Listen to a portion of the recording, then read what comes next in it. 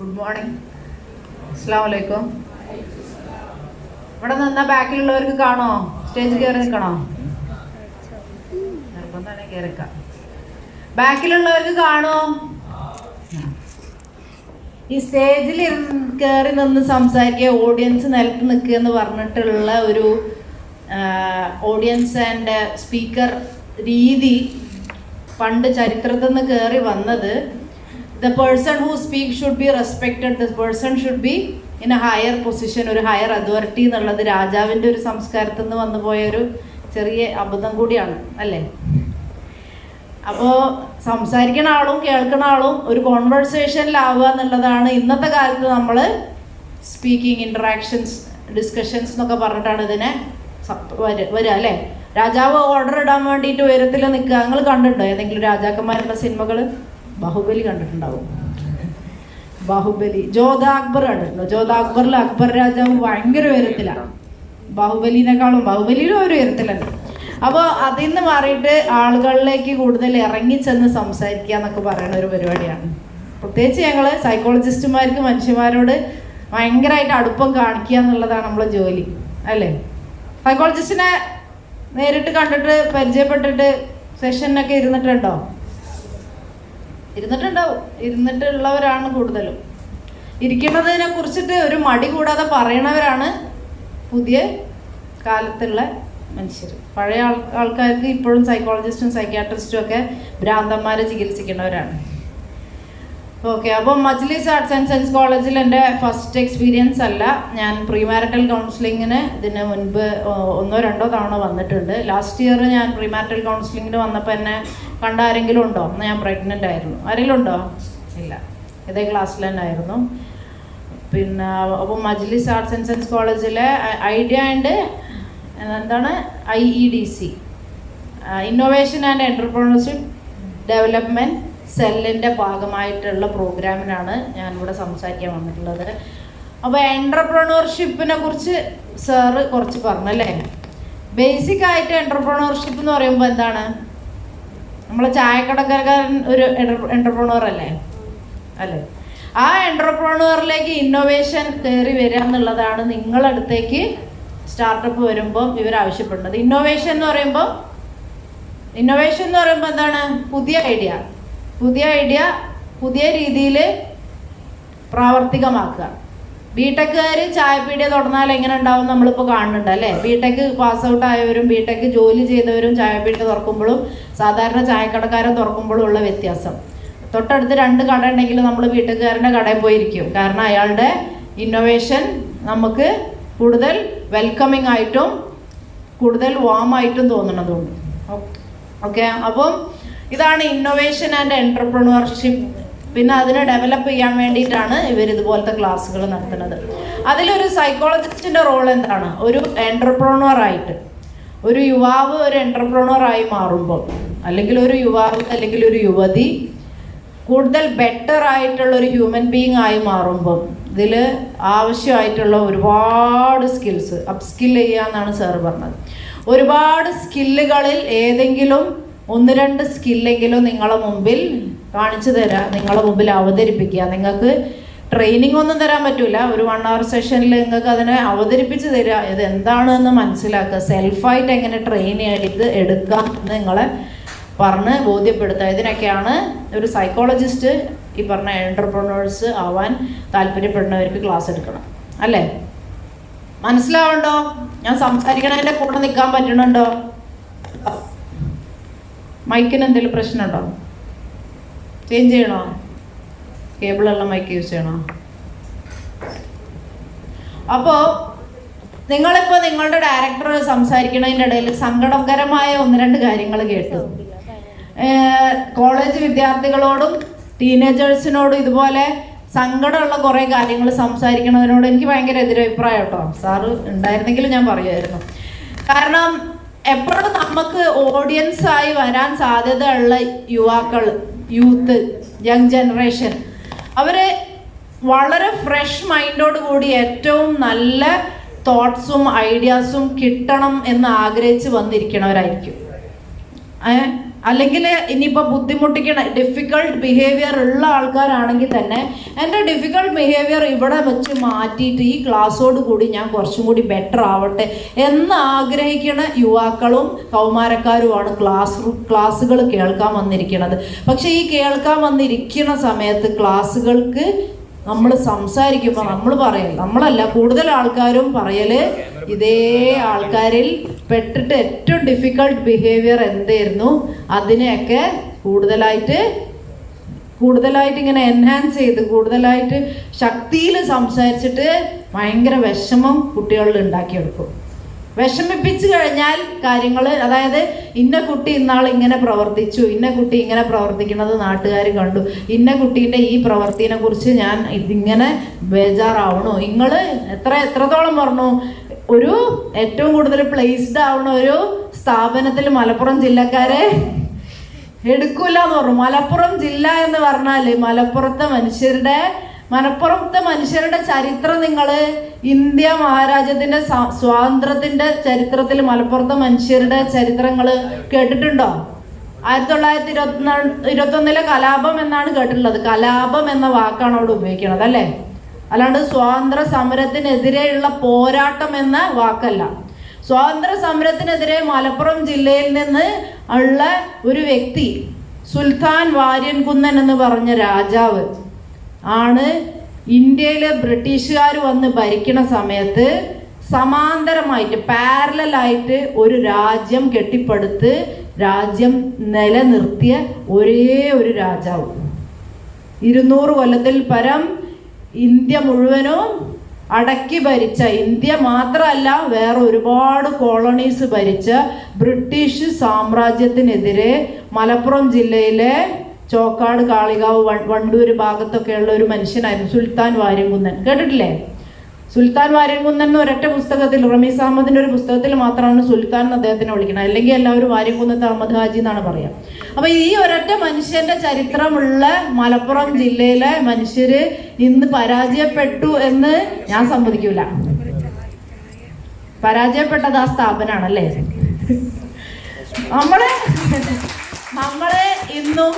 നമ്മൾ ഇന്നും മലപ്പുറം ജില്ല എന്ന് പറഞ്ഞു കഴിഞ്ഞാൽ കേരളത്തിലെ മറ്റ് ജില്ലയിലുള്ള എല്ലാ മനുഷ്യരും ഇവിടെ വന്ന് താമസിക്കണം എന്ന് ആഗ്രഹിക്കുന്ന ആൾക്കാരാണ്. എനിക്ക് തന്നെയുള്ള ഫ്രണ്ട്സ് പലരും ഇവിടെ വന്ന് ഇവിടുത്തെ സൗഹാർദ്ദത്തിന്റെ, സ്നേഹത്തിന്റെ, അയൽപ്പക്ക ബന്ധങ്ങളെയും രസങ്ങൾ അറിഞ്ഞിട്ട് ഒരു വിധത്തിലുള്ള ഒരു ലാഭവും ഇല്ലാണ്ട് എനിക്ക് വേണ്ടി സഹായം ചെയ്യണ മനുഷ്യരുള്ള നാടാണല്ലോ, ഇങ്ങോട്ടേക്ക് ഞാൻ എൻ്റെ താമസം മാറ്റിയാലോ എന്ന് പറയണ എത്ര സുഹൃത്തുക്കളുണ്ട്. എനിക്ക് തന്നെ ഉണ്ട്. എന്നെപ്പോലെ ഗവൺമെന്റിൽ വർക്ക് ചെയ്യണ മറ്റുള്ള പലർക്കും ഇതുപോലത്തെ അനുഭവങ്ങൾ ഉണ്ടായിട്ടുണ്ട്. അപ്പോൾ ഈ ഗവൺമെന്റിൽ വർക്ക് ചെയ്യണ ആൾക്കാർ അനുഭവം എന്ന് പറഞ്ഞാൽ ജമാഅത്തെ ഇസ്ലാമി ഹൽക്ക അമീർ ഉണ്ട്, മുജീബുദ്ദീൻ സാർ അല്ലേ, മുജീബ് റഹ്മാൻ സാർ തന്നെ പറഞ്ഞിട്ടുണ്ട്. സാറ് ഗവൺമെന്റിൽ വർക്ക് ചെയ്യുമ്പോൾ സാർ മലപ്പുറം ജില്ലയിലേക്ക് ആൾക്കാർ ട്രാൻസ്ഫർ എന്തുകൊണ്ടാണ് അവർ ആഗ്രഹിക്കുന്നത്? നിങ്ങൾ ഏതെങ്കിലും ഒരു ഫ്രണ്ടിന് പെട്ടെന്ന് ആക്സിഡന്റ് ആയി, മുറിയായി, നിങ്ങൾ എന്ത് പണി എടുക്കുകയാണെങ്കിലും പണി അവിടെ ഇട്ടിട്ട്, എക്സാം ആണെങ്കിലും കൂടി എക്സാം അവിടെ ഇട്ടിട്ട് പാഞ്ഞു പോകും അല്ലേ. എക്സാം അല്ലേ പിന്നെ എഴുതുക, ചങ്ങായി അല്ലേ, ചങ്ങായിനെപ്പോൾ രക്ഷിച്ചില്ലെങ്കിൽ പിന്നെ എപ്പോഴാണ്? ആ ഒരു മൈൻഡ് സെറ്റ് നിങ്ങൾ തന്നെ ചകഞ്ഞ് ഭൂമി മുഴുവനും നടന്നു നോക്കിക്കഴിഞ്ഞാൽ ഈ പറഞ്ഞ കേരളത്തിൻ്റെ ഈ മലബാർ പ്രദേശത്ത് മാത്രമേ കാണാൻ പറ്റൂ എന്നുള്ളത് നിങ്ങൾ ലോകം സഞ്ചരിച്ചാലേ മനസ്സിലാക്കുള്ളൂ. ചൈന നിങ്ങളറിയില്ലേ? ചൈനയിൽ ഇപ്പം പുതിയതായിട്ട് കാശുണ്ടാക്കാൻ വേണ്ടി ആൾക്കാർ ഉപയോഗിക്കണ സംഭവമാണ് കമ്പാനിയൻഷിപ്പ് എക്കണോമി. കേട്ടിട്ടുണ്ടോ? കമ്പാനിയൻഷിപ്പ് എക്കണോമി എന്ന് പറഞ്ഞു കഴിഞ്ഞാൽ ഒരു പെൺകുട്ടി സോഷ്യൽ മീഡിയ, അവരുടെ സോഷ്യൽ മീഡിയ പ്ലാറ്റ്ഫോമിന്റെ പേര് എനിക്ക് കിട്ടൂല, പേര് വാട്സപ്പ് ഒക്കെ പോലത്തെ ഒരു പ്ലാറ്റ്ഫോമിൽ ഒരു പെൺകുട്ടി ഒരു ദിവസം ഒരു പോസ്റ്റ് ഇടുകയാണ്, I need someone to talk to me for a little time, I will pay whatever it takes for that. എനിക്ക് കുറച്ചു നേരം മുണ്ടി പറയാൻ ഒരാളെ കിട്ടുകയാണ്, അതിന് എത്ര പൈസ വേണ്ടേ ഞാൻ തരാം. ആ പോസ്റ്റ്മേൽ നിന്നാണ് കമ്പാനിയൻഷിപ്പ് എക്കണോമി വന്നത്. അതായത് എൻ്റെ കൂടെ കുറച്ച് സമയം ചെലവഴിക്കാൻ കുറച്ച് പൈസ തന്നിട്ടെങ്കിലും ഒരാൾ വരും. അങ്ങനെ ആൾക്കാർ മറുപടി പറയും. അത് ഒരു ചെറിയ രീതിയിലുള്ള എപ്പോഴെപ്പോഴും ആൾക്കാർക്ക് മുണ്ടി പറയാൻ ആൾക്കാരുണ്ടാവുക എന്ന് പറഞ്ഞത് ഒരു പെയ്ഡ് സർവീസായി മാറും. വെറുതെ സംസാരിക്കാൻ.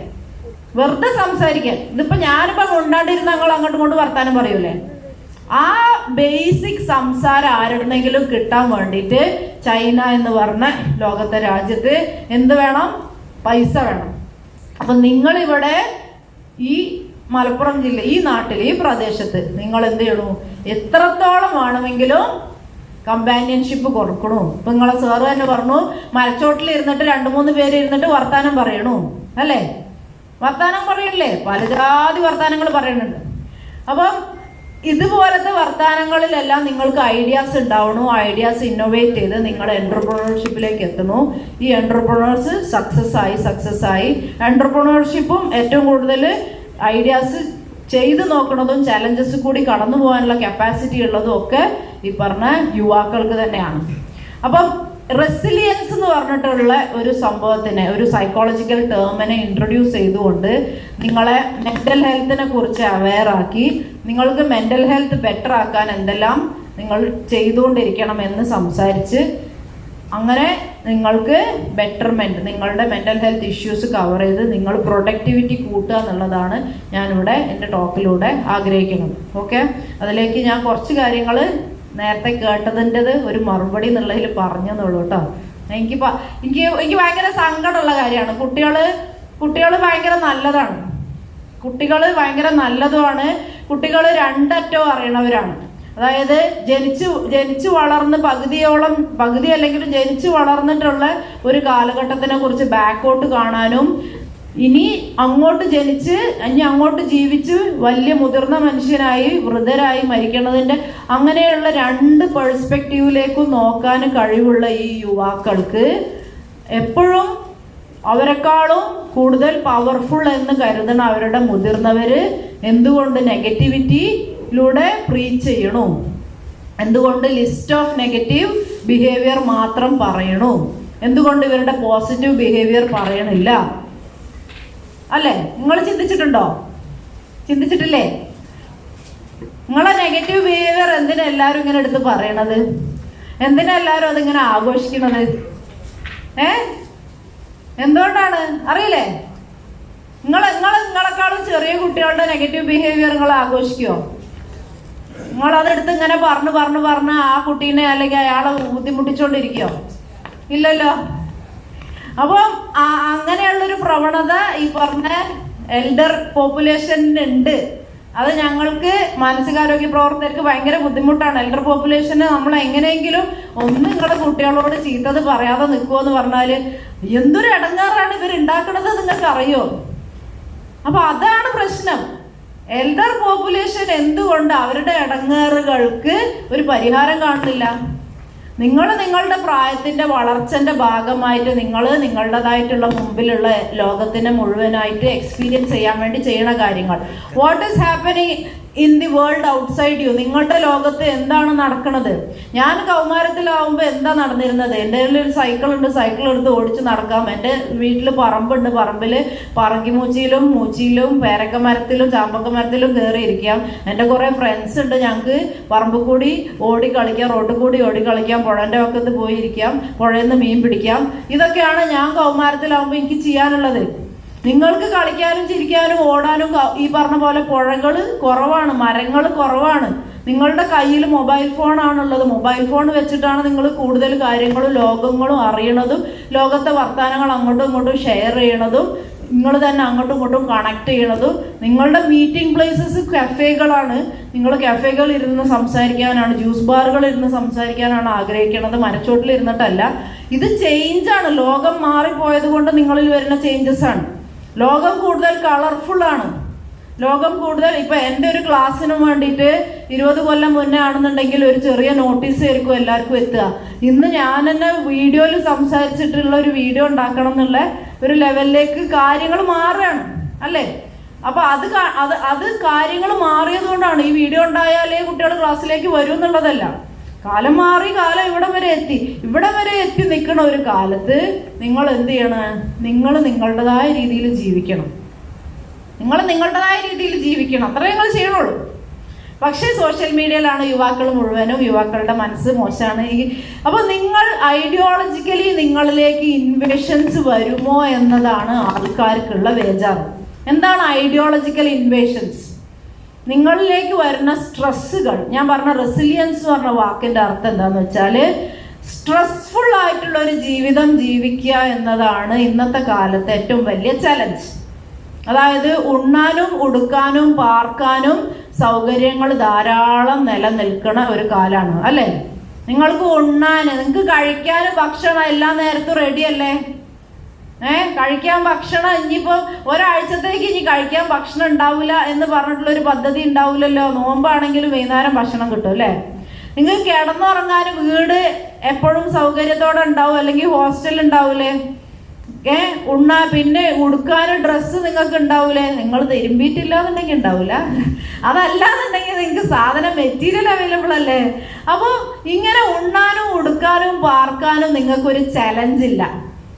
നിങ്ങൾക്ക് പഠിക്കാനും സ്ഥാപനങ്ങൾ അവൈലബിൾ ആണ്. നിങ്ങൾക്ക് റിസോഴ്സസിന് വേണ്ടിയിട്ട് നിങ്ങൾക്ക് പരമാവധി 5-6 കിലോമീറ്റർ പോയി കഴിഞ്ഞാൽ ഒരു ഷോപ്പിൽ നിന്ന് അത്യാവശ്യം റിസോഴ്സസ് നിങ്ങൾക്ക് കിട്ടും. ഇങ്ങനെ നിങ്ങൾക്ക് ചലഞ്ചസ് നിങ്ങളുടെ എക്സിസ്റ്റൻസിൽ കുറവാണ്. നിങ്ങൾക്ക് നിലനിൽക്കാൻ വേണ്ടി നിങ്ങൾക്ക് എന്തില്ല, ചലഞ്ചസ് കുറവാണ്. പക്ഷേ നിങ്ങൾക്ക് സ്ട്രെസ് ഭയങ്കരമാണ്. സ്ട്രെസ് എന്ന് പറഞ്ഞാൽ പഠിക്കാൻ താല്പര്യം ഉണ്ടെങ്കിലും പഠിക്കാൻ താല്പര്യം ഇല്ലെങ്കിലും പഠിച്ചോളണം എന്നുള്ളൊരു സ്ട്രെസ് ഉണ്ട്. പിന്നെ ഈ പറഞ്ഞ ചുറ്റിലുള്ള ബാക്കിയുള്ള സൊസൈറ്റീൻ്റെ മുമ്പിൽ ഒരു യുവാവ് എന്നുള്ള രീതിയിൽ, ഒരു യുവതി എന്നുള്ള രീതിയിൽ നിങ്ങൾക്ക് ചെയ്യാൻ തോന്നിയതൊക്കെ ചെയ്ത് നടക്കാൻ പറ്റൂല. കുറച്ചൊക്കെ ഒരു മോഡസ്റ്റ് പെരുമാറ്റം നടത്തണം എന്നുള്ളൊരു സ്ട്രെസ് ഉണ്ട്. നിങ്ങളുടെ ഫാമിലിയിൽ നിങ്ങൾ ഫാമിലിനോട് എൻഗേജ് ചെയ്ത് ജീവിക്കണം. ഞാനൊരു കോളേജ് വിദ്യാർത്ഥിയാണെന്ന്, അതുകൊണ്ട് എനിക്ക് ഏത് നേരം പഠിക്കാനുണ്ട്, എനിക്ക് ഫ്രണ്ട്സിൻ്റെ കൂടെ ഹാങ് ഔട്ട് ചെയ്യാനുണ്ട്, അതുകൊണ്ട് എനിക്ക് കുടുംബത്തിൻ്റെ കൂടെ സമയം ചെലവഴിക്കാനില്ല എന്ന് പറഞ്ഞ് മാറി നിൽക്കാൻ പറ്റൂല. കാരണം നിങ്ങൾക്ക് ഇപ്പോഴും ഫണ്ടിങ് വരുന്നതും നിങ്ങൾ ഇത്രയും വളരാൻ വേണ്ടി നിങ്ങൾക്ക് ഇത്രയും കാലത്തെ പരിപോഷണത്തിനുള്ള ഫുഡും നിങ്ങളെ സെക്യൂരിറ്റിയും തന്നത് നിങ്ങളെ ഫാമിലിയാണ്. അപ്പോൾ ഫാമിലിനായിട്ടുള്ള നിങ്ങളുടെ കണക്ഷൻ നിങ്ങൾക്ക് നിലനിർത്തണം. അവർ വിളിക്കണ കല്യാണത്തിനും സൽക്കാരത്തിനും അവർ വിളിക്കണ ടൂറിനും പോകണം. ചങ്ങായിമാരെ കൂടെ മാത്രം പോയാൽ പോരാ. അപ്പോൾ ഫ്രണ്ട്സ് വേണം. ഫ്രണ്ട്സിൻ്റെ അടുത്ത് വേറെ കുറേ ഇഷ്യൂസ് ഉണ്ട് കേട്ടോ. കോളേജ് ലൈഫിലുള്ള ഫ്രണ്ട്ഷിപ്പും ഹൈസ്കൂളിലുള്ള ഫ്രണ്ട്ഷിപ്പിൻ്റെ ഇടയിൽ വരുന്ന ഈ പറഞ്ഞ റൊമാൻറ്റിക് റിലേഷൻഷിപ്പും അതിലെ ഇൻറ്റിമസിയും, ഇങ്ങനെ വേറെ സെറ്റ് ഓഫ് സ്ട്രെസ്. അപ്പം പഠിക്കണം, വീട്ടുകാരായിട്ട് ബന്ധങ്ങൾ നിലനിർത്തണം, അതിൻ്റെ കൂടെ ഈ പറഞ്ഞ പോലെ ഫ്രണ്ട്ഷിപ്സ് നിലനിർത്തണം, പേഴ്സണൽ കെയർ ചെയ്യണം. ഇതിനെല്ലാം കൂടി 24 മണിക്കൂർ സമയമുണ്ട്. ഇതിൻ്റെ ഇടയിൽ നമുക്ക് സോഷ്യൽ മീഡിയ ടൈം എടുക്കണം. അപ്പോൾ ഇങ്ങനെ നിങ്ങൾക്ക് ടൈം മാനേജ് ചെയ്യാൻ പറ്റാണ്ട് നിങ്ങൾക്ക് മൾട്ടിപ്പിൾ റോൾസ് ചെയ്യേണ്ടി വരുന്നത് കൊണ്ടും ഉണ്ടായി വരുന്ന സ്ട്രെസ്സുകൾ, ഈ സ്ട്രെസ്സുകളിൽ കൂടി കടന്നു പോകുമ്പം ഏറ്റവും എഫിഷ്യൻ്റ് ആയിട്ട് ലൈഫ് മുന്നോട്ട് കൊണ്ടുപോകാൻ പറ്റുന്ന ഒരേ ഒരു പ്രായമാണ് ജീവിതത്തിലുള്ളൂ. അതാണ് യൂത്ത്. യുവാവ് ആയിരിക്കുക, യുവതി ആയിരിക്കുക എന്ന് പറഞ്ഞ ഒരു പ്രായത്തിലാണ് ഏറ്റവും എഫിഷ്യൻ്റ് ആയിട്ട് മൾട്ടിപ്പിൾ റോൾസ് ഹാൻഡിൽ ചെയ്തിട്ട് ജീവിതത്തിൽ സ്ട്രെസ് ഹാൻഡിൽ ചെയ്യാൻ പറ്റുക. അതായത് നിങ്ങൾ നേരെ പടുത്ത് രാവിലെ എണീക്കുമ്പോൾ പാരൻസിൻ്റെ അടുത്ത് നിന്നാണ് പോരെന്ന് വെച്ചാൽ അവരുണ്ടാക്കി തന്ന ഭക്ഷണം കഴിച്ച് അവരോട് സലാം പറഞ്ഞ് ചിരിച്ച്, കൂടെ അനിയനും അനിയത്തിയും ഉണ്ടെങ്കിൽ അവരെ ഒന്ന് തലോടി നിങ്ങൾക്ക് സ്കൂളിൽ നിന്ന് കോളേജിൽ നിന്ന് ഇങ്ങോട്ട് യാത്ര ചെയ്ത് വരിക. യാത്രയിൽ കാണുന്ന മനുഷ്യരോട് നിങ്ങൾക്ക് പുഞ്ചിരിക്കാനും അവരോട് സല്ലപിക്കാനും നിങ്ങൾക്ക് സാധിക്കും. അത് കഴിഞ്ഞ് കോളേജിൽ എത്തിക്കഴിഞ്ഞാൽ കോളേജിലെ കൂട്ടുകാരോടും കോളേജിലെ ടീച്ചേഴ്സിനോടും സ്റ്റാഫിനോടും നിങ്ങൾക്ക് നല്ല രീതിയിൽ ഇടപെടാൻ കഴിയും. കോളേജിൽ ഇരിക്കുന്ന സമയത്ത് രാവിലെ എണീറ്റ് ഇത്രയും നേരം ഓടിപ്പാഞ്ഞ് വന്നിരിക്കണതാണ്. അതിൻ്റെ ക്ഷീണത്തിൽ ഉറങ്ങിപ്പോവാനുള്ള സാധ്യത ഉണ്ടെങ്കിലും ക്ലാസ് മുഴുവനായിട്ട് കേട്ട് ഉച്ച വരെ ക്ലാസ് കേട്ട് ഉച്ചയ്ക്ക് ഊണ് കഴിച്ച് നിങ്ങൾ എന്താ പറയുക, പ്രാർത്ഥിക്കുന്നവരാണെങ്കിൽ പ്രാർത്ഥിക്കാനും, അത് കഴിഞ്ഞ് വീണ്ടും ഉച്ചയ്ക്ക് ശേഷം ക്ലാസ് കേട്ട് ഈവനിങ് തിരിച്ച് കമ്മ്യൂട്ട് ചെയ്ത് വീട്ടിലെത്തിക്കഴിഞ്ഞാൽ സ്വന്തം അക്കാഡമിക്സ് എടുത്ത് പഠിക്കാനും, ഈവനിങ്ങിൽ നിങ്ങൾക്ക് സെൽഫായിട്ടുള്ള ടൈം എൻ്റർടൈൻമെൻറ്റിനും അങ്ങോട്ടും ഇങ്ങോട്ടും ചാറ്റിങ്ങിനും കണ്ടെത്താനും, അതിൻ്റെ കൂട്ടത്തിൽ വീട്ടിലെ ഡ്യൂട്ടീസ് എന്തെങ്കിലും ആൺകുട്ടികളാണെങ്കിൽ സാധനം വാങ്ങിച്ചുകൊണ്ടിരാനാണെങ്കിൽ അതും, പെൺകുട്ടികളാണെന്ന് വെച്ചാൽ വീട്ടിലെന്തെങ്കിലും ചെയ്തു കൊടുക്കാനുണ്ടെങ്കിൽ വീട്ടുപണികൾക്ക് അത് ചെയ്തു കൊടുക്കാനും, ഇനി വീക്ക് ഡേയ്സ് കഴിഞ്ഞ് വീക്കെൻഡ് എത്തിക്കഴിഞ്ഞാൽ ഒരേ സമയം ഫ്രണ്ട്സിന് വേണ്ടി, ഒരേ സമയം ഫാമിലിക്ക് വേണ്ടിയും, ഒരേ സമയം നിങ്ങൾക്ക് സെൽഫായിട്ട് ആവശ്യമുള്ള കാര്യങ്ങൾക്ക് വേണ്ടിയും വീക്കെൻഡിനെ നിങ്ങൾക്ക് ടൈം മാനേജ്, ഇതിനൊക്കെ കഴിവുള്ള കോളേജ് വിദ്യാർത്ഥികളാണ് നിങ്ങൾ. ആണോ അല്ലേ? ഇങ്ങനെ നിങ്ങൾ നിങ്ങളുടെ ഡേയ്സും വീക്സും കൊണ്ട് നടക്കാറില്ലേ? പരമാവധി കൊണ്ട് നടക്കാൻ ശ്രമിക്കാറില്ലേ? അപ്പൊ ഇത്ര എഫിഷ്യന്റ് ആയിട്ട് കൊണ്ട് നടക്കാൻ കഴിവുള്ള ഒരേ ഒരു കാലഘട്ടമാണ് യുവാവ് യുവതി എന്ന് പറഞ്ഞ കാലം. ഇത് കഴിഞ്ഞാൽ പിന്നെ ലൈഫ് റെസ്പോൺസിബിലിറ്റി കൂടി നിങ്ങൾ തന്നെ നിങ്ങൾക്ക് വേണ്ടി നയിച്ചുണ്ടാക്കണം. നിങ്ങൾ തന്നെ നിങ്ങളുടെ കുടുംബത്തിനെ നോക്കണം. നിങ്ങൾ വിവാഹം കഴിച്ചിട്ട് അതിലൊരു റോളും കൂടി കൊണ്ടുവരണം. അപ്പോൾ നിങ്ങൾക്ക് ഈ പറഞ്ഞ പോലെ സെൽഫ് ടൈം കുറയുകയും സെൽഫായിട്ട് ചിന്തിക്കാനും ഇരിക്കാനും പ്ലഷർ കണ്ടെത്താനുള്ള ടൈം കുറയുകയും ചെയ്യും. വിവാഹം കൊണ്ട് മാത്രമല്ല, ജോലി ചെയ്യലും കൂടി വരുന്നതും കൊണ്ടാണ്. എല്ലാവരും പറയും കല്യാണം കഴിക്കണോണ്ടാണ് സെൽഫ് ടൈം പോണത്. തെറ്റാട്ടോ. ജോലിയും വിവാഹവും രണ്ടും കൂടി ചെയ്യണോണ്ടാണ്. അപ്പോൾ ജോലിക്കും നിങ്ങൾ കുറച്ച് കുറ്റം കൊടുക്കണം. അപ്പോൾ ഇങ്ങനെ നിങ്ങൾ ഇത്രയും കാര്യങ്ങൾ മൾട്ടിപ്പിൾ ആയിട്ട് ഹാൻഡിൽ ചെയ്യണതിൻ്റെ ഇടയ്ക്ക് ഓരോന്നും താറുമാറാവാൻ സാധ്യത ഉണ്ടോ? ഫ്രണ്ട്സിൻ്റെ ഇടയിൽ പ്രശ്നം ഉണ്ടാവും, ഫാമിലിൻ്റെ ഇടയിൽ പ്രശ്നം ഉണ്ടാവും, പഠിക്കുമ്പോൾ പഠിച്ച മാതിരി പഠിക്കാൻ പറ്റൂല, മാർക്ക് കുറയും അല്ലേ? നിങ്ങൾ കമ്മ്യൂട്ട് ചെയ്യുമ്പോൾ യാത്ര ചെയ്യുമ്പോൾ സ്കൂട്ടി എവിടെയെങ്കിലും മുട്ടി തട്ടിന്ന് വരും. ഇങ്ങനെ അല്ലേ ഞാൻ പറഞ്ഞേ, മൾട്ടിപ്പിൾ സ്ട്രെസ്സേഴ്സ് നിങ്ങൾ ചെയ്യണ ഓരോ റോളിലും കയറി വരാൻ സാധ്യതയല്ലേ? ഇങ്ങനെ സ്ട്രെസ് വന്നു കഴിഞ്ഞാലും നിങ്ങളെപ്പോലത്തെ യുവാക്കള് എവിടെയെങ്കിലും ഒരു മുക്ക് പോയിരുന്നത് അല്ലോ പഠിച്ചവര് ജീവിതം മുഴുവനും അങ്ങനെ കരയൂല. സ്ട്രെസ്സിന്റെ സമയത്ത് നിങ്ങൾ എന്ത് ചെയ്യും? നിങ്ങൾ പുഞ്ചിരിക്കും. എടാ സീന് മുഴുവനും എന്തായി എന്തോ. അപ്പൊ നിങ്ങളെന്താ ജസ്റ്റ് ചിരിച്ചുങ്ങാണ്ട് ഒരു ടെക്സ്റ്റ് ചെയ്യും, ഇവിടെ ഫുള്ള് കോളായി കിടക്കുകയാണ് എന്നുള്ളത് അല്ലേ? അല്ലാണ്ട് മനസ്സുകൊണ്ട് ആകെ അങ്ങോട്ട് ഡൗൺ ആയിട്ട് എവിടെയെങ്കിലും പോയി ഡിപ്രസ്ഡ് ആയി ഇരുന്നിട്ട് സൂയിസൈഡ് ചെയ്യാൻ വിചാരിക്കൊന്നുമില്ല.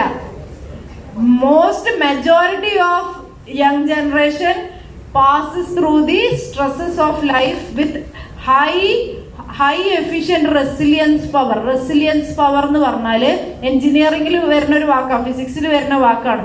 എന്തെങ്കിലും ഒരു സാധനത്തിനെ നിങ്ങൾ ഇങ്ങനെ വളച്ച് ഓടിക്കാൻ നോക്കിക്കഴിഞ്ഞിട്ട് നിങ്ങൾ അതിനെ വിട്ടാലും അത് തിരിച്ച് അതേ ഷേപ്പിലാവണത്. സ്പ്രിങ് ഒക്കെ അല്ലേ?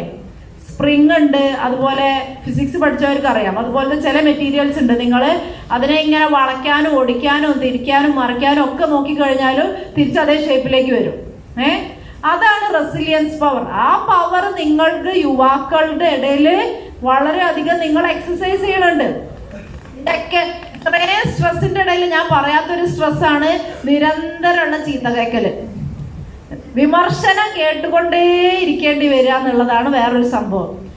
അപ്പൊ ഈ ക്രിട്ടിസൈസ് ചെയ്തുകൊണ്ടിരിക്കുന്ന അതോറിറ്റീസിന്റെയും ക്രിട്ടിസൈസ് ചെയ്തുകൊണ്ടിരിക്കുന്ന എൽഡർ പോപ്പുലേഷന്റെ മുമ്പില് നിങ്ങൾ എന്താച്ചാ പറഞ്ഞോ, ഞങ്ങൾ കേട്ടോളാം വിചാരിച്ച് മിണ്ടാണ്ടിരിക്കുകയല്ലേ?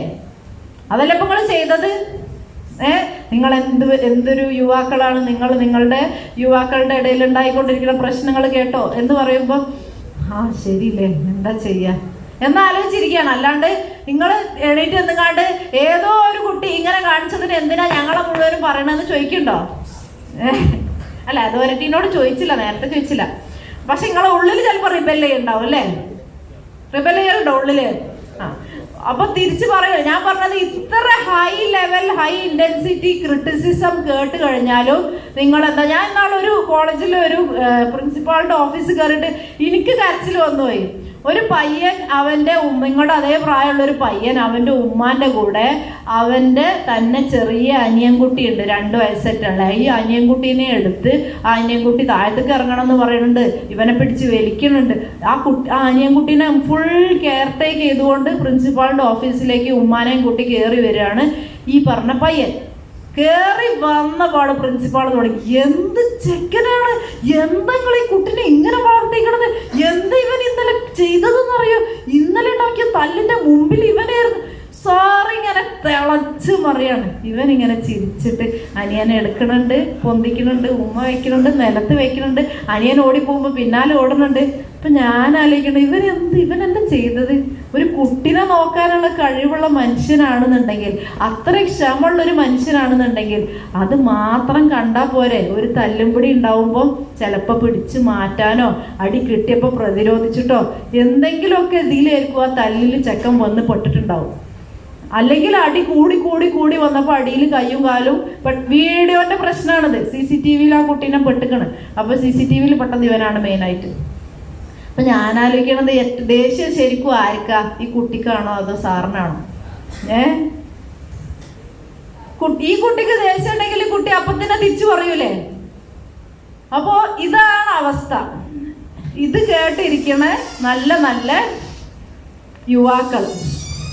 അപ്പൊ ഇത്രയും റെസിലിയൻസ് ഉള്ള മക്കൾക്ക് എന്തുകൊണ്ടാണ് ഈ റെസിലിയൻസ് യൂസ് ചെയ്യാൻ പറ്റാത്തത്? അതുകൊണ്ടാണ് ഒരു സൈക്കോളജിസ്റ്റിന്റെ ഗൈഡ് ലൈൻസ് എന്നുള്ള രീതിയിലേക്ക് ഞാൻ സംസാരിക്കാമെന്ന് വിചാരിച്ചത്.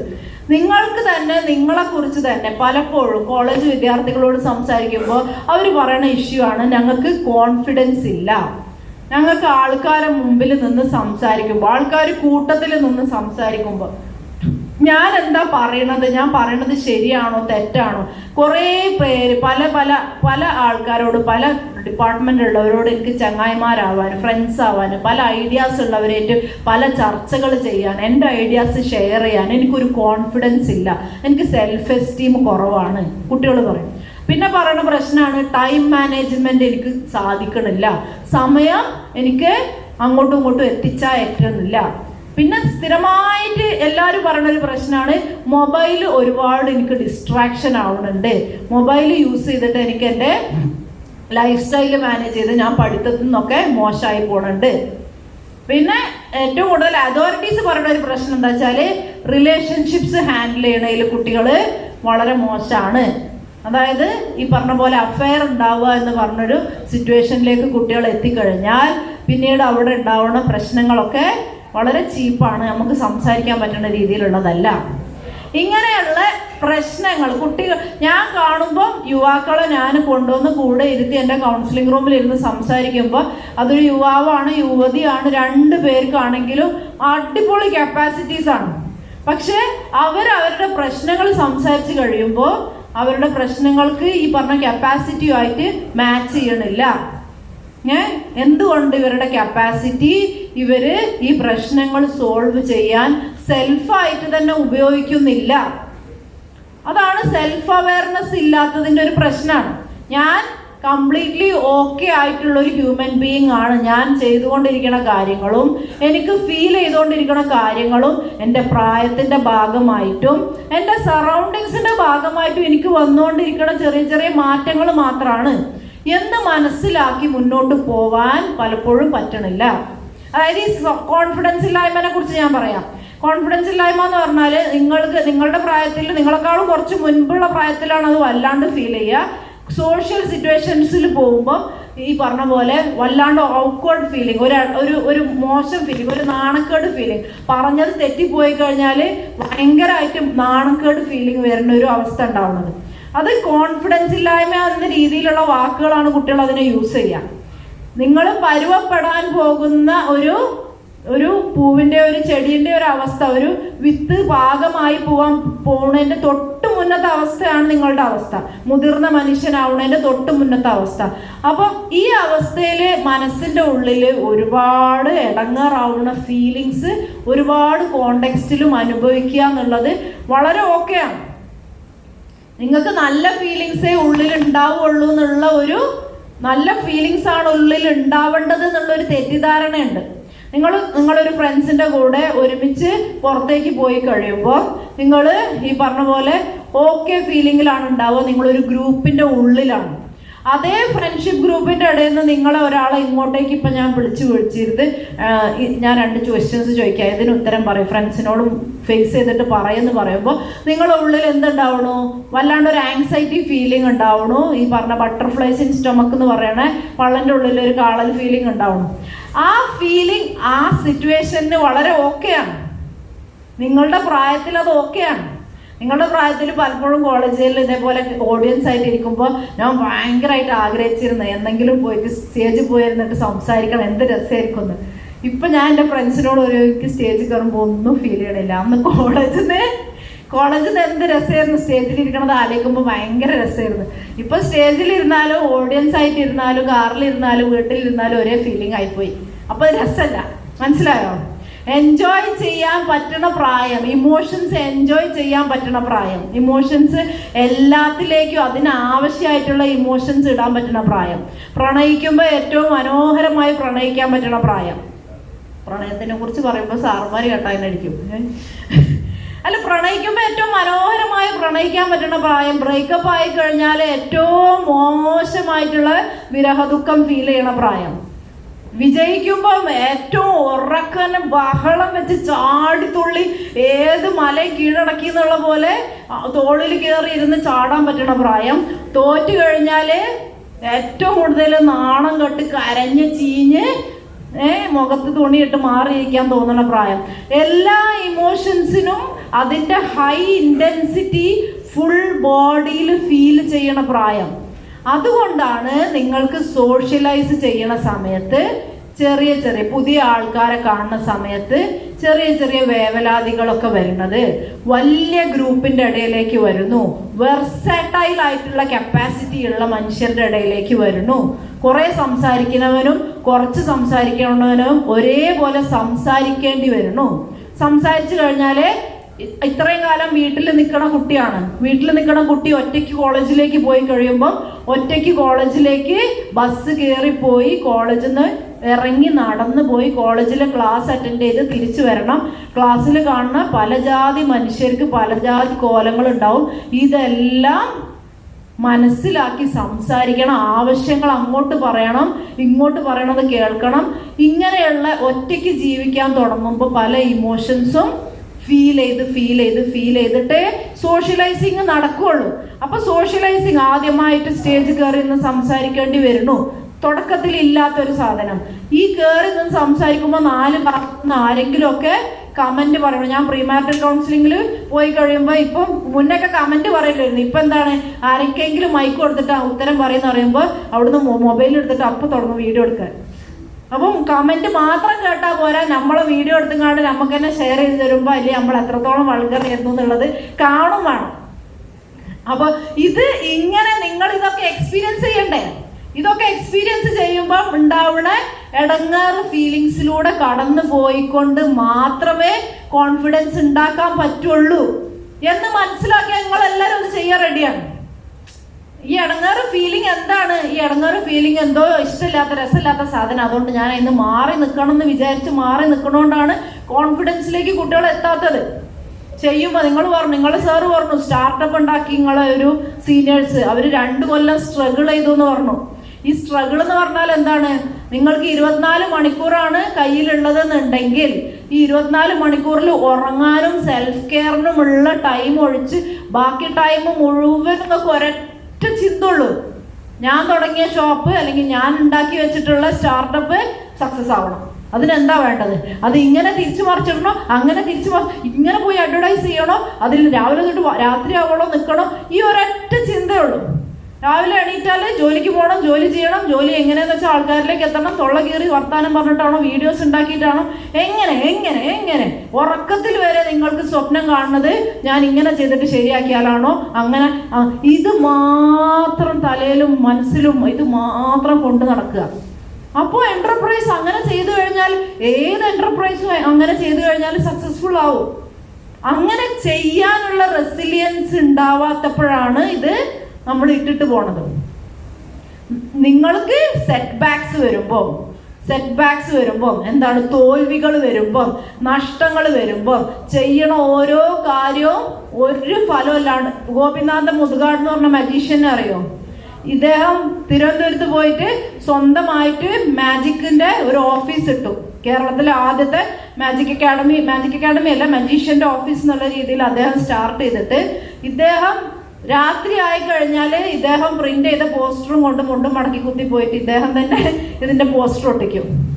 രാത്രി മുഴുവനും പോസ്റ്റർ ഒട്ടിച്ച് രാവിലെ എണീറ്റിട്ട് ഇദ്ദേഹം ഡ്രസ്സൊക്കെ മാറ്റിയിട്ട് ഓഫീസിൽ വന്നിട്ട് നല്ല രീതിയിൽ ഇരിക്കും.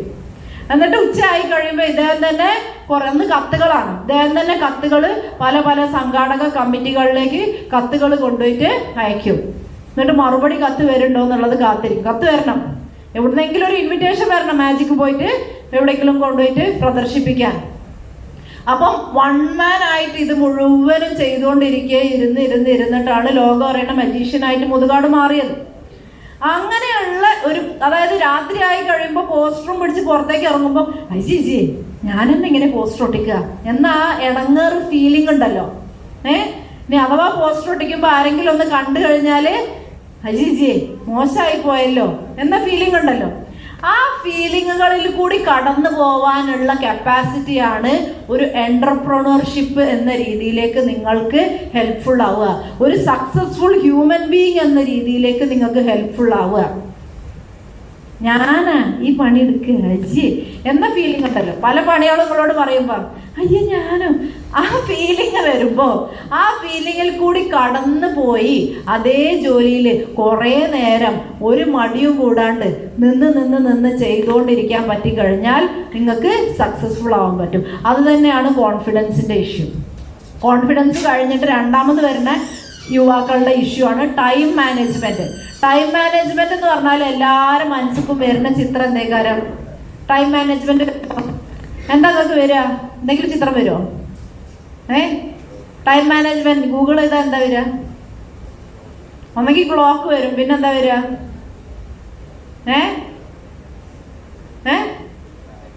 ടൈം ടേബിൾ വരും അല്ലേ? ടൈം ടേബിൾ വരില്ലേ ടൈം മാനേജ്മെന്റ് എന്ന് പറയുമ്പോൾ? ഈ ടൈം ടേബിൾ വന്നു കഴിയുമ്പോൾ നിങ്ങൾക്ക് ടൈം മാനേജ്മെന്റ് എന്ന് പറഞ്ഞാൽ ഞാൻ ഇന്ന ടൈമിൽ ഇന്ന കാര്യം ചെയ്ത് ഈ ടേബിളിലുള്ള പോലെ ജീവിക്കുകയാണ് എന്ന് ഒരു അബദ്ധ ധാരണ വരും. അവിടെയാണ് ടൈം മാനേജ്മെന്റ് ചെയ്യാൻ പറ്റണില്ല എന്ന് പലരും വന്ന് പറയുമ്പോൾ എനിക്ക് മനസ്സിലാവുന്നു.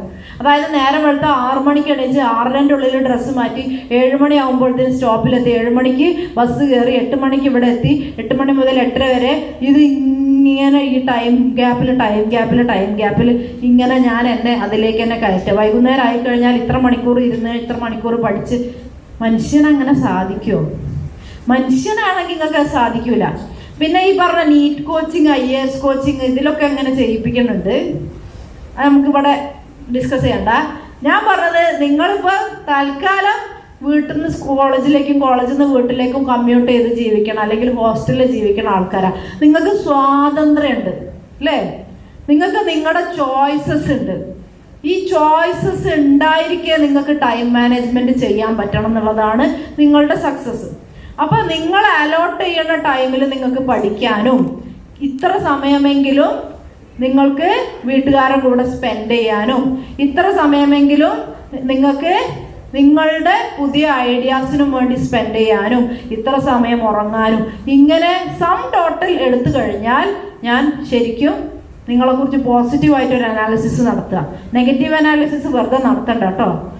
പോസിറ്റീവായിട്ട് ഞാൻ ഇത്രയൊക്കെ ചെയ്തില്ലേ, ഞാൻ ഇത്രയൊക്കെ ചെയ്യുന്ന ആളല്ലേ, ഞാൻ നല്ല മനുഷ്യനാണ്, അങ്ങനെ ഇടയ്ക്ക് പറഞ്ഞു കൊടുക്കണേ സ്വന്തത്തിനോട്. നിങ്ങൾ തന്നെ പറയാണ്ടാവുള്ളൂ, വീട്ടുകാർ ചിലപ്പോൾ പറഞ്ഞു എന്ന് വരില്ല.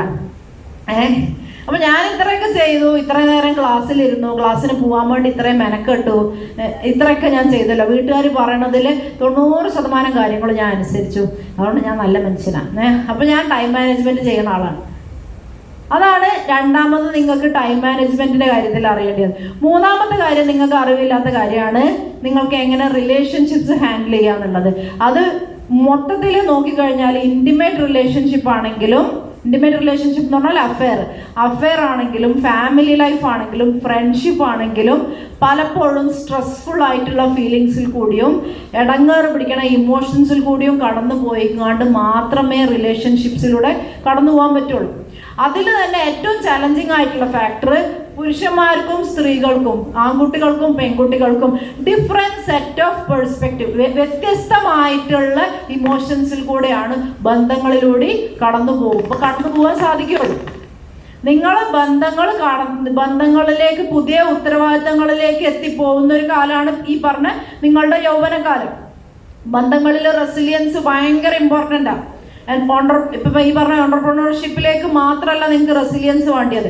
നിങ്ങളൊരു ഓണ്ടർപ്രണറായി, നിങ്ങൾ ഭയങ്കര സക്സസ്ഫുൾ ആയി, നിങ്ങൾക്ക് ഒരുപാട് കാശുണ്ടാക്കി, ഈ പറഞ്ഞ ഈസ്റ്റ് ഏഷ്യയിലുള്ളയും ഈ പറഞ്ഞ അമേരിക്ക പോലെ പാശ്ചാത്യ രാജ്യങ്ങളിലുള്ള മനുഷ്യർ കൂടുതലായിട്ട് ചൂസ് ചെയ്യണ പോലെ ഒരു സിംഗിൾ ലൈഫ് ചൂസ് ചെയ്യാൻ നിങ്ങൾ പോവരുത്. നിങ്ങൾ ജനിച്ചു വളർന്നത് കുടുംബങ്ങളിലായതുകൊണ്ട് നിങ്ങൾ ജനിച്ചു വളർന്നതും ഇത്രയും കാലം ജീവിച്ചതും കുടുംബങ്ങളിലും കുടുംബക്കാരുടെ ഇടയിലും കുടുംബങ്ങളുള്ള സംസ്കാരങ്ങളിലും ആയതുകൊണ്ട് ഞാൻ പറഞ്ഞ കേൾക്കുന്നുണ്ടോ? നിങ്ങൾ ജനിച്ചു വളർന്നതും ഇത്രയും കാലം ജീവിച്ചതും കുടുംബങ്ങളുള്ള സംസ്കാരത്തിലായതുകൊണ്ട് ഇനി അങ്ങോട്ടും നിങ്ങൾ കുടുംബങ്ങളെ നിലനിർത്താനും കുടുംബങ്ങൾ കൂടെ കൊണ്ടു നടക്കാനും ശ്രമിച്ചേ തീരും. നിങ്ങളുടെ ഉത്തരവാദിത്തമാണത്. ഫാമിലീസ് ഉള്ള ഒരു കൾച്ചറിൽ ജീവിക്കുക എന്നത് നിങ്ങളുടെ ഉത്തരവാദിത്തമാണ്. മൈക്ക് വരുന്നവരെ വെയിറ്റ് ചെയ്യണം. ഹലോ. അപ്പോ നിങ്ങള് കുടുംബങ്ങളും കൂടി കൊണ്ട് നടക്കണമെങ്കിൽ നിങ്ങൾക്ക് ബന്ധങ്ങൾ എങ്ങനെ നിലനിർത്തണം എന്നറിയണം. വേണ്ടേ? ബന്ധങ്ങൾ നിലനിർത്തണത് അറിയണമെങ്കിൽ ബന്ധങ്ങൾ ഇപ്പോഴേ നിലനിർത്തി തുടങ്ങണം. ഇനി ഒരു കല്യാണം കഴിച്ചു കഴിഞ്ഞിട്ട് കുടുംബ ബന്ധം നിലനിർത്താം എന്ന് വിചാരിക്കാൻ പാടില്ല. അപ്പൊ ബന്ധങ്ങൾ നിലനിർത്തുമ്പോൾ നിങ്ങൾക്ക് ഉണ്ടാവാൻ സാധ്യതയുള്ള സ്ട്രെസ്സിനെക്കാളും ഇമോഷൻസ് ഭയങ്കരമാണ്. മനുഷ്യന്മാരായിട്ട് ഡീൽ ചെയ്യുമ്പോഴുള്ള ഇമോഷൻസ്. നിങ്ങൾ പുസ്തകം കൊണ്ട് ഡീൽ ചെയ്യുമ്പോൾ ഒരു പുസ്തകം ഒരിക്കലും നിങ്ങളോട് ഇന്ന് ഞാൻ തെറ്റിക്കിടുന്ന് ഞാൻ തുറക്കൂല എന്ന് പറയോ? പുസ്തകങ്ങളോട് പറയൂല അല്ലേ? നിങ്ങൾ വാഹനത്തിനോട് ഡീൽ ചെയ്യുമ്പോൾ വാഹനം ബ്രേക്ക് ഡൗൺ ആവുമായിരിക്കും. പക്ഷെ മൊബൈൽ ഫോണോട് ഡിവൈസസിനോട് ഡീൽ ചെയ്യണ സമയത്ത് ഡിവൈസ് ഒരിക്കലും ഞാനാകെ മൂഡ് ഓഫ് ആയിട്ടിരിക്കുകയാണ്, എൻ്റെ അടുത്തേക്ക് വരണ്ട എന്ന് പറയോ? അല്ലെങ്കിൽ എനിക്കിപ്പോൾ മീ ടൈം വേണ്ടിയ സമയമാണ്, അതുകൊണ്ട് എന്നെ വെറുതെ വിടണം എന്ന് പറയോ? അല്ലെങ്കിൽ നിങ്ങൾ ഈ പറഞ്ഞ പോലെ എന്താണ് നിങ്ങളുടേതായ നിങ്ങൾ ഫ്രണ്ട്ഷിപ്പിൻ്റെ ഇടയിലും കുറേ ക്രൈസിസുകളുണ്ട്.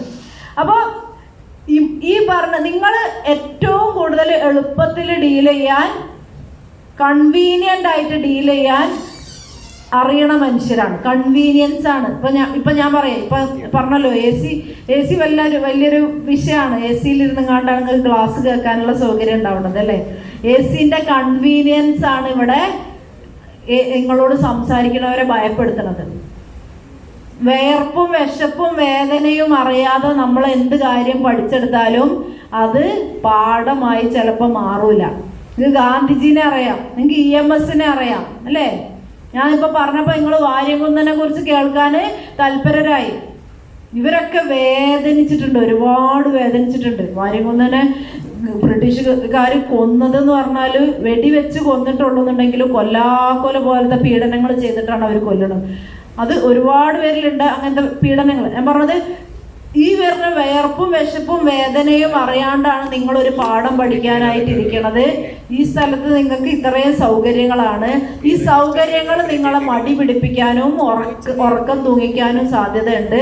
ഇങ്ങനെ ഒരു എനർജി ഫീൽ ചെയ്യാത്ത ഒരാൾക്ക് വാക്കുകളിൽ കൂടി ഓഡിറ്ററി ഇൻഫർമേഷൻ ആയിട്ട് മാത്രം ഒരു പാഠം വരികയാണ്.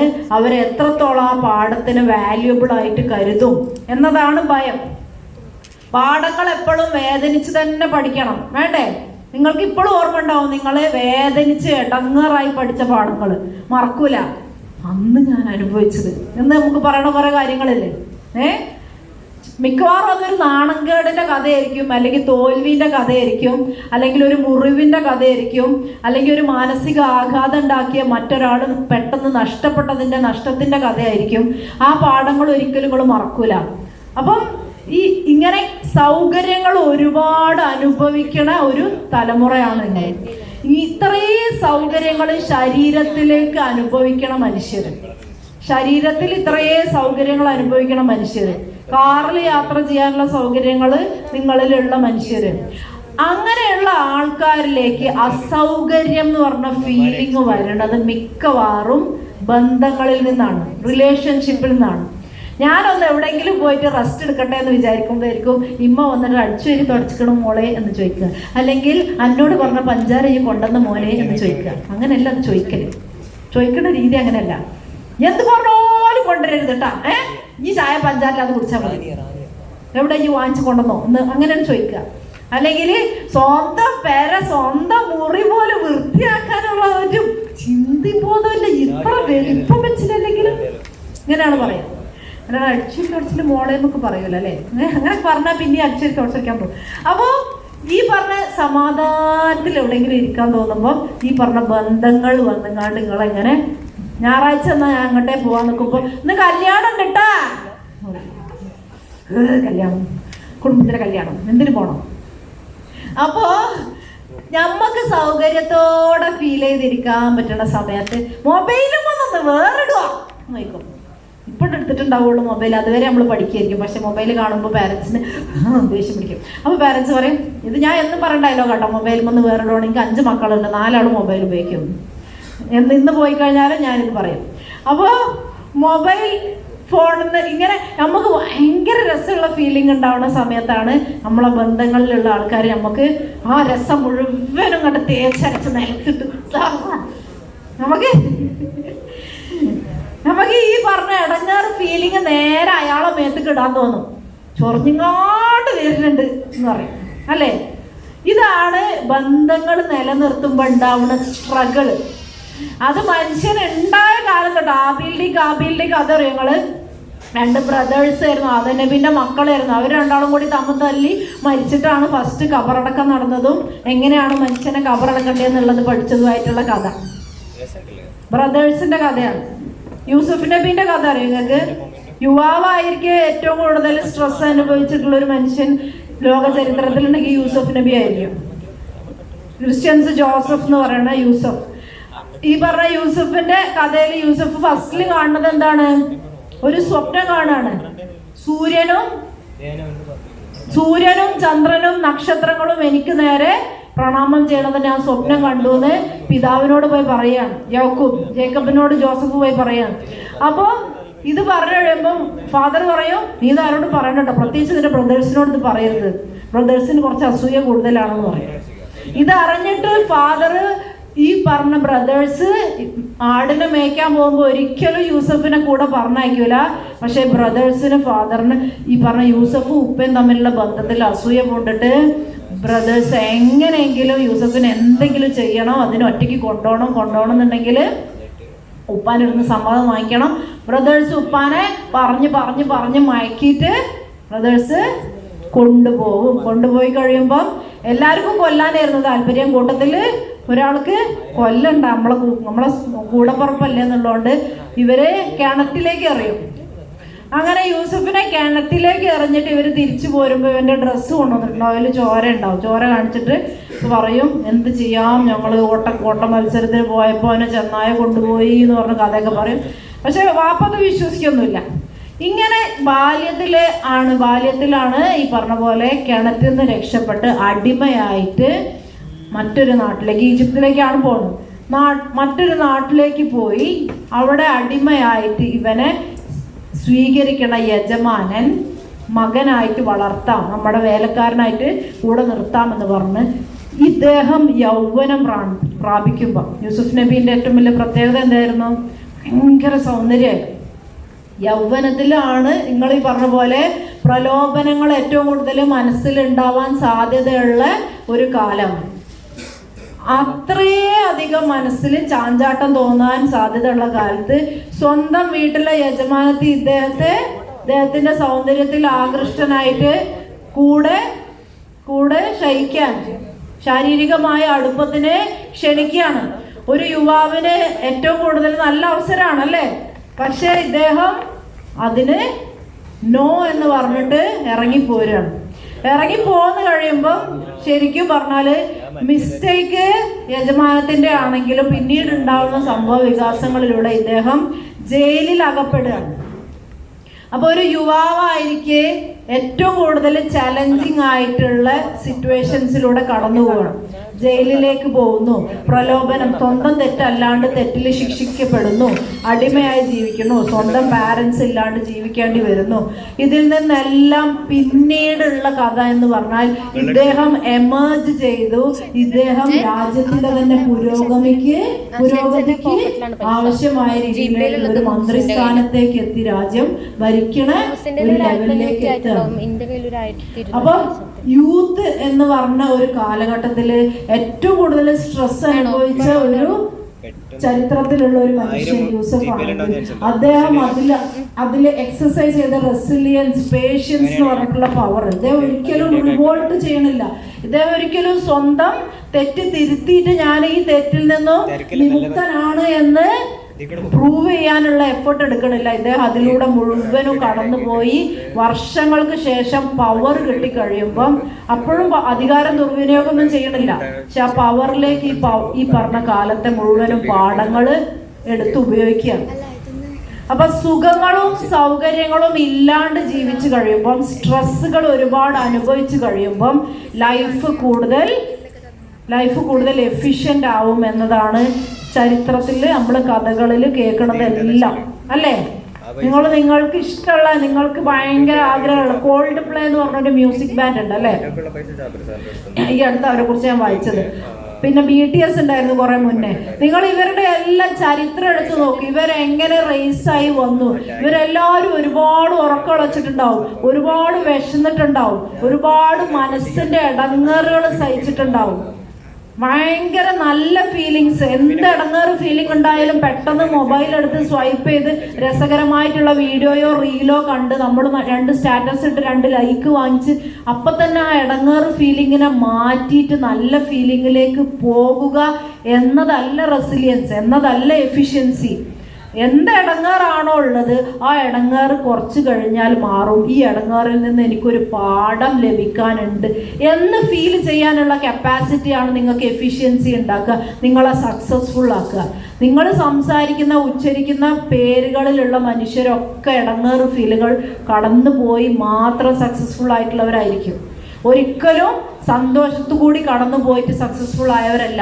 നിങ്ങളിപ്പോൾ നിങ്ങൾ ചെയ്തുകൊണ്ടിരിക്കുന്ന കോഴ്സ് കഴിഞ്ഞ് നിങ്ങൾക്ക് ജോലി കിട്ടിക്കഴിഞ്ഞാൽ നിങ്ങളെ 2 വർഷത്തോളം അവിടെ എക്സ്പീരിയൻസ് എന്ന് പറഞ്ഞ ട്രെയിനിങ്ങിൽ ഇട്ടിട്ട് നിങ്ങൾക്ക് എല്ലാ രീതിയിലുള്ള പാഠങ്ങളും പഠിപ്പിച്ചു തരും.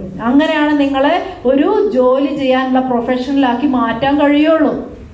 അല്ലാണ്ട് നിങ്ങളെ സ്റ്റുഡൻ്റ് ആയിരിക്കും അനുഭവിച്ചുകൊണ്ടിരിക്കുന്ന വാപ്പയും ഉമ്മയും തന്ന കാശ് കൊണ്ട് വന്ന് പഠിച്ച് തിരിച്ചു പോകുമ്പോൾ ഉണ്ടാവുന്ന ആ ഫീലിംഗ് ഉണ്ടല്ലോ, അതിന്ന് മാറിയിട്ട് ഞാൻ മെനക്കെട്ടാലേ എനിക്കൊരു ചായ എനിക്കൊരു കാപ്പിയോ കിട്ടുള്ളൂ എന്ന ലെവലിലേക്ക് എത്തുന്ന ഒരു സമയം നിങ്ങളിൽ ഉണ്ടാക്കിയെടുത്തിട്ടാണ് നിങ്ങൾക്ക് ജോലി തരുള്ളൂ. അങ്ങനെ നിങ്ങൾക്ക് ജോലിയിൽ കാശ് കിട്ടാൻ തുടങ്ങുള്ളൂ. അപ്പോൾ ആ ഫീലിങ്ങിലേക്ക് നിങ്ങൾ അന്ന് എത്തിക്കഴിഞ്ഞാൽ നിങ്ങൾക്ക് കുറേ ഡിലേ വരികയാണ്. ഇപ്പോഴേ നിങ്ങൾ ചിന്തിച്ചു തുടങ്ങിക്കഴിഞ്ഞാലേ നിങ്ങൾക്ക് സ്റ്റാർട്ടപ്പുകളിലേക്കുള്ള മൈൻഡ് സെറ്റുകളൊക്കെ വരുള്ളൂ. മനസ്സിലായോ? അപ്പോൾ ആസ് എ സൈക്കോളജിസ്റ്റ് എനിക്ക് നിങ്ങളോടും പറയാനുള്ള കാര്യം ഇത്രയേ ഉള്ളൂ. നിങ്ങളുടേതായ രീതിയിൽ നിങ്ങൾ ഒരുപാട് എഫേർട്ട് ആൻഡ് എനർജി പല കാര്യങ്ങൾക്കും ചെലവഴിക്കുന്നുണ്ട്.